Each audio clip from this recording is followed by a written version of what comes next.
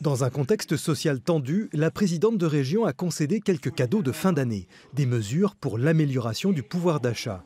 L'annonce de la hausse des tarifs TER en novembre dernier avait suscité une certaine émotion. Marie-Guide Dufay estime cette augmentation inéluctable, mais promet un coup de pouce. On ne peut pas améliorer les services et puis ne pas avoir de recettes à l'appui.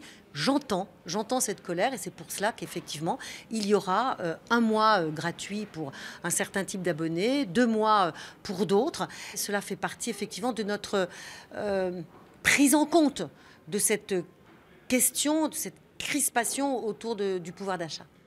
Pour l'opposition, le climat social est une perche tendue pour contester les décisions de l'exécutif régional.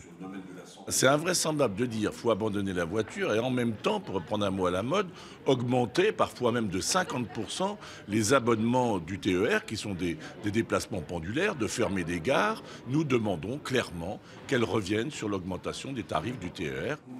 Les élus du Rassemblement national ont déposé pas moins de 26 amendements au budget qui représentent une économie de 33 millions d'euros.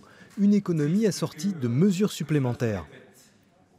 Nous avons proposé 7 mesures, un chèque d'aide à la mobilité, un chèque d'aide aux mères célibataires, un chèque d'aide aux retraités. Nous avons proposé aussi la baisse de la TICPE, la baisse de la carte grise et un chèque aussi d'aide aux étudiants pour compenser la baisse des APL. Donc toutes ces mesures qui participent d'un grand plan de protection sociale concrètement pour les habitants les plus modestes de Bourgogne-Franche-Comté.